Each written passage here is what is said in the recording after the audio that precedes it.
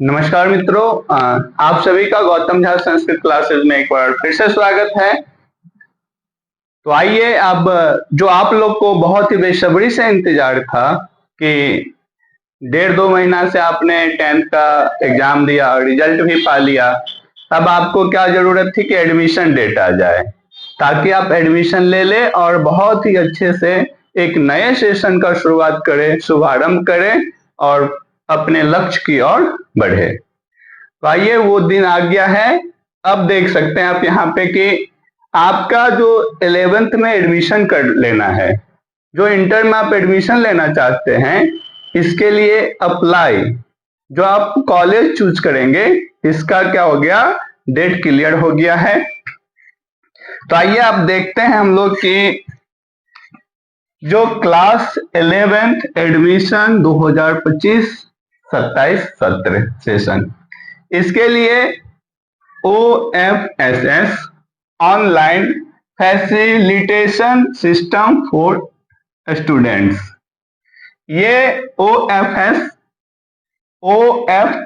ने आपको ये व्यवस्था प्रोवाइड करवाया है और इसके द्वारा क्या होगा कि बच्चों का आवेदन स्वीकार किया जाएगा। तो देखिए, इस आवेदन का जो डेट है वो आपका है 24/4/2025 से लेके 3/5/2025 तक, अर्थात 24 अप्रैल 2025 से आवेदन शुरू हो जाएगा। हाँ, और ये आपको 11 AM से वेबसाइट पे उपलब्ध हो जाएगा, अर्थात 24 तारीख से 11 बजे दिन में आपका ये वेबसाइट खुलना प्रारंभ हो जाएगा और आवेदन करने की जो तिथि है वो आपका 3 मई 2025 तक है। अब आवेदन करना कैसे है, इस चीज को देखें। तो जो वेबसाइट आपको प्रोवाइड है वो देख लीजिए, यहाँ पे मैंने लिख दिया है। इस वेबसाइट के थ्रू आप आवेदन कर सकते हैं। किसी भी ब्राउजर में जाएं आप और वहां पे ये वेबसाइट टाइप करें या फिर www.ofss, इस पे जाके आप क्या कर सकते हैं, आवेदन कर सकते हैं। और अगर आवेदन में किसी भी तरह की आपको कठिनाई होता है, आप नहीं समझ पाते हैं, तो इसके लिए एक हेल्पलाइन नंबर भी आपको दिया गया है। जो हेल्पलाइन नंबर है आपको 061222300009, ये आपका क्या हो गया, हेल्पलाइन नंबर। अगर एडमिशन में किसी भी तरह की आपको कठिनाई होती है तो इस हेल्पलाइन नंबर पे आप कॉल करके समस्या का समाधान पा सकते हैं। अब इस अप्लाई में जो फी लगेगा वो फी आपका देखिए इस तरह से है, 350 रुपया, ये आपको आवेदन करने में फी लगेंगे। अब थोड़ा इससे आगे हम बातचीत कर लेते हैं कि क्या क्या डॉक्यूमेंट्स मुझे चाहिए इस आवेदन में।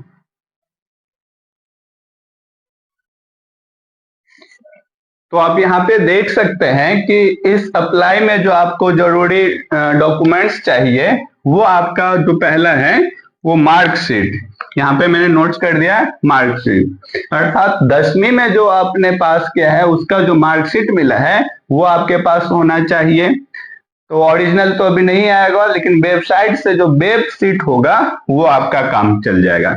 इसके बाद आधार कार्ड का आपके पास होना जरूरी है। इसके बाद कास्ट सर्टिफिकेट, जाति प्रमाण पत्र जो होता है वो आपको होना चाहिए।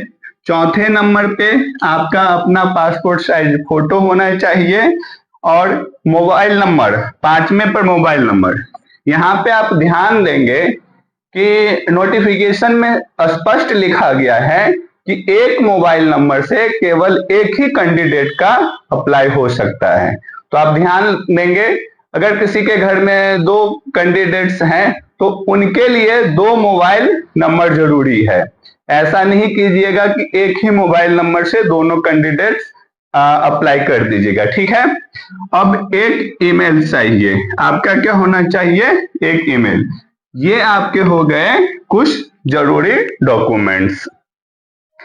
अब इसके साथ जो आपको ध्यान देना है वो है कि आपका अप्लाई के लिए सीट भी आरक्षित है। सभी कैटेगरी के लिए क्या है, इसमें अप्लाई के लिए जो आप कॉलेज चुनेंगे ना, उस कॉलेज में सीट भी आरक्षित है। तो उस चीज को हम देखते हैं।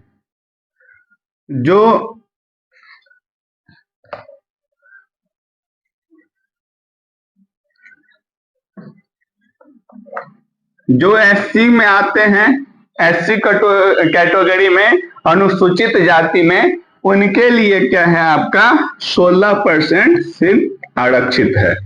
इसके बाद जो एसटी में आते हैं, एसटी, इसके लिए क्या है, 0.1% सीट आरक्षित है। अब आप देखिए ईबीसी अत्यंत पिछड़ा जाति के जो कैंडिडेट होंगे, इनके लिए भी क्या है भाई, आपको 18% सीट हर स्कूल कॉलेज में होगा। अब बीसी पिछड़ा वर्ग बीसी के अंतर्गत जो आएंगे, इनके लिए आपका कितना प्रतिशत सीट होगा, 12%। अब बीसी फीमेल जो होंगे, उनके लिए भी यहाँ पे सीट आरक्षित है, और इनके लिए जो सीट आरक्षित है 0.3%। अब जो ईडब्ल्यूएस कैटेगरी के होंगे, ईडब्ल्यूएस आर्थिक रूप से कमजोर वर्ग के जो कैंडिडेट होंगे, इनके लिए तो सबको पता ही है कि 10% सीट आरक्षित है। इस तरह से आपका है ये जो मैंने इसके लिए कुछ जरूरी बातचीत था, इंफॉर्मेशन आपको था, वो मैंने आपको प्रोवाइड करवाया है। अब जो हम बात करेंगे एक बार फॉर्म का क्या शेड्यूल है, अर्थात फॉर्म भरने का जो तरीका है, फॉर्म में आपका क्या क्या जरूरी है, इस चीज पे एक बार हम लोग बात करेंगे।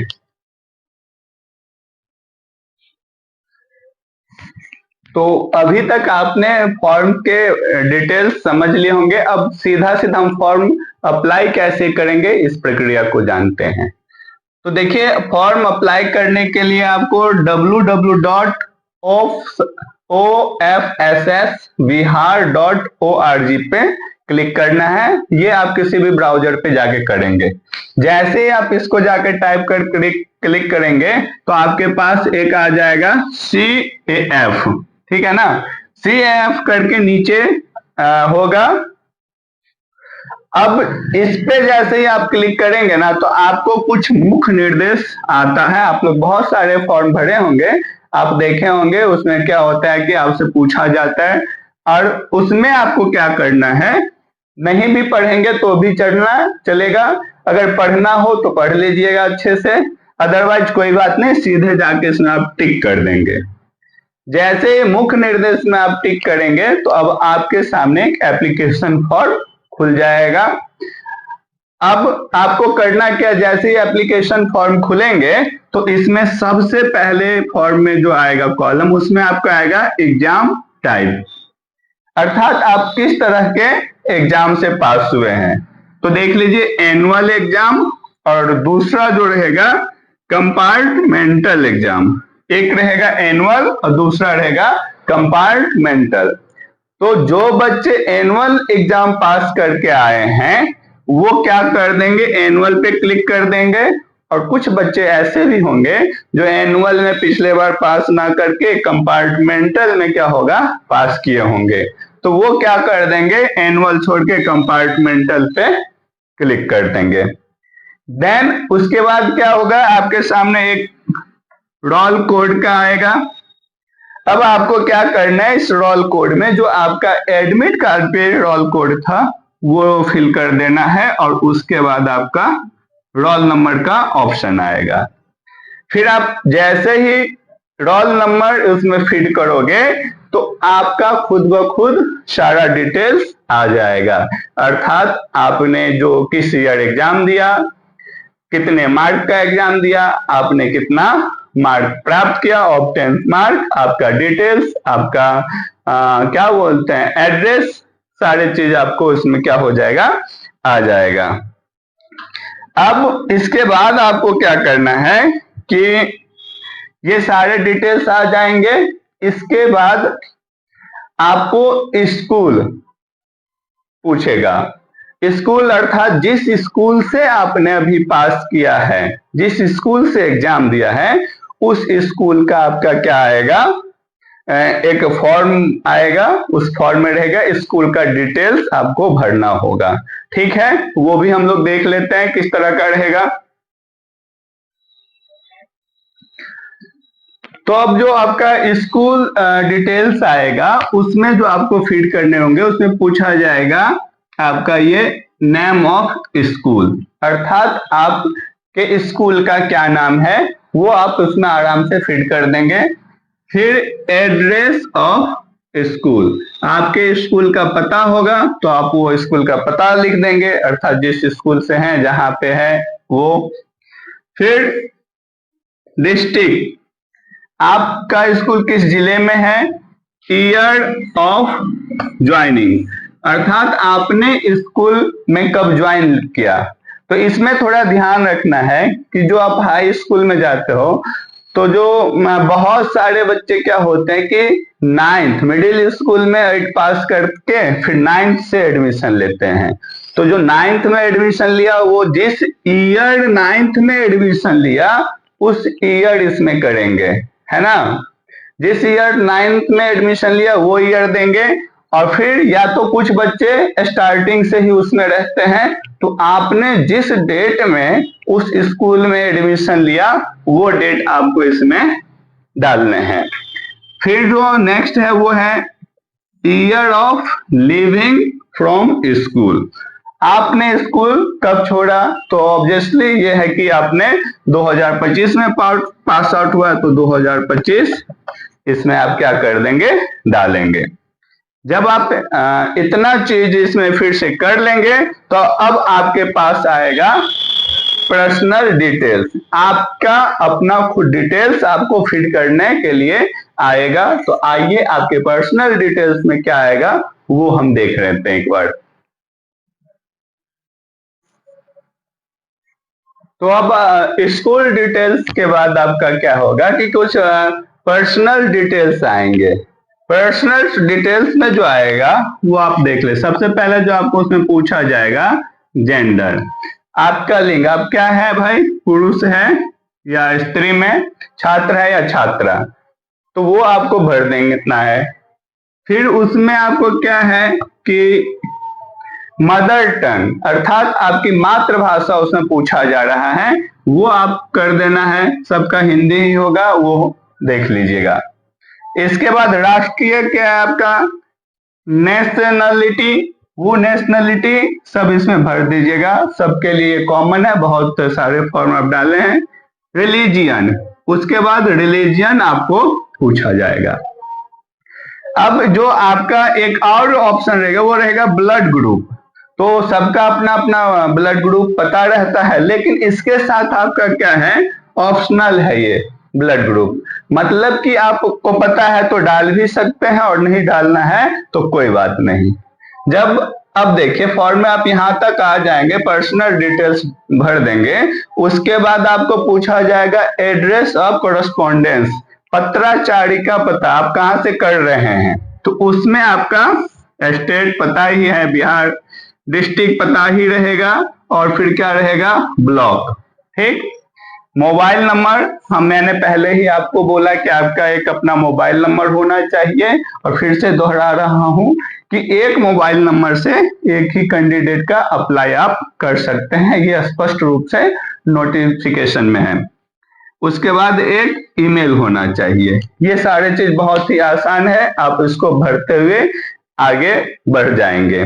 जब आप ये इतना आगे भर लेंगे, तो इसके बाद अब जो आपके पास आएगा वो ऑप्शन आपका आरक्षण, जो मैंने आपको बताया ना कि सीट कैटेगरीज वाइज जिसमें कुछ आरक्षित सीट है, उसका ऑप्शन आएगा कि आप किस कैटेगरी में हैं। तो आप वहां पे जो आरक्षण विवरण रहेगा,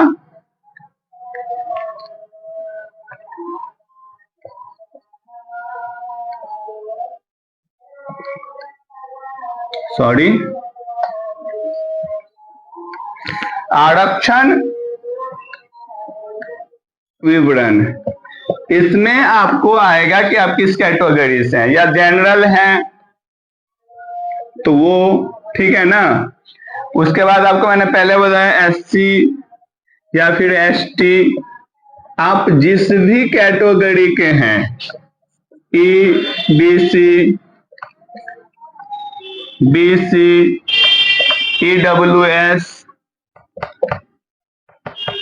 EWS या फिर BC फीमेल, इन कैटेगरी पे आपको क्या कर देना है, जाके आप टिक कर देंगे। देखिए ये मैं इंफॉर्मेशन आपको दे रहा हूं, सभी के लिए बहुत ही जरूरी है, तो प्लीज आप लोग क्या करें कि इस वीडियो को अधिक से अधिक लोगों को शेयर करें, अधिक से अधिक बच्चों को शेयर करें, ताकि वो एक बार इस वीडियो को देख के खुद से अपने फॉर्म को सही तरीका से भर लें, या फिर फॉर्म भरने में उनके पास किसी भी तरह का कोई असमंजस की स्थिति ना रहे, कोई भी कंफ्यूजन ना रहे। आप प्लीज इस वीडियो को अधिक से अधिक शेयर करेंगे। अब इसके बाद का क्या प्रोसेस है वो देखेंगे, मैं इस पे फिर से आपको नोट डाउन कर रहा हूं। अब जो आपके पास आएगा वो इतने काम करने के बाद आपका ऑप्शन चूज। ऑप्शन चूज का मतलब अब आपके साथ एक साइड आएगा, मतलब फॉर्म में आगे कि आपको ऑप्शन चूज करने हैं, अर्थात आपको स्कूल या कॉलेज, जिस स्कूल या कॉलेज में आप पढ़ना चाहते हैं उसका ऑप्शन आएगा और उसको टिक करना है। तो यहाँ पे ध्यान दें, आप 10 से लेके 20 स्कूल या कॉलेज आप चूज कर सकते हैं। 10 से लेके मतलब कि आप 20 स्कूल, आपके पास ऑप्शन रहेंगे कि आप 20 स्कूल तक उसमें चूज कर लें। लेकिन इसमें कम से कम, जरूरी नहीं है कि उतना करे ही तो, लेकिन कम से कम जो है आपको 5, ठीक है ना, कम से कम 5 जो है स्कूल या कॉलेज आपको चूज करना ही होगा। इसके बारे में जानिए कि इसको आप कैसे चूज करें। तो जिस स्कूल या में आप एडमिशन लेना चाहते हैं, आपका मन हो, सबसे पहले आप उस स्कूल का चूज कीजिएगा, नाम देख के चूज कीजिएगा। फिर उसके बाद सेकंड का, उसके बाद जिसमें लेना चाहेंगे, फिर थर्ड में। वैसे क्या होता है कि अक्सर लोगों को पहला ऑप्शन ही मिल जाता है, लेकिन अगर इसमें आपको थोड़ी सी कंफ्यूजन हो तो आपका, चूंकि ये मिलेगा आपके मार्क्स के बेसिस, कट ऑफ निकलेगा, उसके हिसाब से सभी कैंडिडेट को स्कूल मिलेंगे। तो एक बार आप इसमें कंफर्म होने के लिए क्या कीजिएगा कि पिछले साल का रीचेक कीजिएगा कि किस स्कूल में कितने कट ऑफ पे एडमिशन हुआ, ठीक है। अब जैसे ही इसमें आप करेंगे तो आपको जिस जिला का स्कूल आप चूज करना चाहते हैं उस जिला पे जाके क्लिक करेंगे, और फिर उसके बाद जिला पे जैसे क्लिक करेंगे तो उस जिले में जितने भी स्कूल होंगे वो आ जाएगा। मान लीजिए जैसे आप बेगूसराय में लेना चाहते हैं तो पहले बेगूसराय डिस्ट्रिक्ट पे क्लिक कर देंगे। जैसे ही बेगूसराय डिस्ट्रिक्ट पे आप क्लिक कर देंगे तो आपके सामने बेगूसराय में जितने भी स्कूल है जिसमें 11th का एडमिशन हो सकता है उसका लिस्ट आ जाएगा। उसके बाद आप क्या कीजिएगा, स्ट्रीम, संकाय, अर्थात आप किस सब्जेक्ट से एडमिशन लेना चाहते हैं, साइंस है, आर्ट्स है, कॉमर्स है, जो भी हो, उस पे जाके आपको क्या करना है, क्लिक कर देना है। अब जैसे ही आप इतना काम कर लेंगे तो आपके सामने फॉर्म डिटेल्स आ जाएंगे। अभी तक जो फॉर्म में आपने जो चीज भरा है उसका सारा डिटेल्स आपके स्क्रीन पे आ जाएगा। अब यहाँ पे बहुत ही बारीकी से आपको क्या करना है, उस डिटेल्स को पढ़ लेने हैं कि आपने क्या क्या भरा है। आप अपना नाम, मदर्स नेम, जो भी हो, marksheet, passing year, schools name, address, जो संकाय होगा, ये सारे चीज आप अच्छे से चेक कर लेंगे, उसमें किसी भी तरह की त्रुटि ना हो, क्योंकि फॉर्म में स्पष्ट रूप से कह दिया गया है कि त्रुटि होने पे आप खुद ही उसके जिम्मेवार होंगे। जब आप इतना कर लेंगे, अच्छे से फॉर्म को फिर से रीचेक कर लेंगे, तब आपके साथ आएगा कंफर्मेशन का ऑप्शन। तो आप उसको क्या कर दीजिएगा, कंफर्मेशन पे जाके टिक कर दीजिएगा। अर्थात इसका मतलब क्या हुआ कि आपने जो फॉर्म भरा है वो एकदम ठीक है। अब जब आप इतना काम कर लेंगे तब अब आपके पास क्या आ जाएगा कि एक मोबाइल नंबर भरने के लिए आएगा, ठीक है ना। अब जैसे ही आप इसको टिक कर लेंगे ऑप्शन को, तो मोबाइल नंबर आएगा, उस पे आपके जो आपने जो मोबाइल नंबर आएगा, नहीं मतलब जो मोबाइल नंबर आपने भरा है उस पे क्या आएगा, टिक करने के बाद आपका ओटीपी आएगा, ठीक है। उस पे क्या हो जाएगा, आपका ओटीपी आएगा। जब आप ओटीपी उसमें लेके फिर सेंड कीजिएगा, तब आपका ये प्रोसेस और एक कदम आगे बढ़ जाएगा। अब आपके पास क्या हो जाएगा, ओटीपी कंफर्म करने के बाद पेमेंट का ऑप्शन आएगा। तो जैसे ही पेमेंट का ऑप्शन आएगा,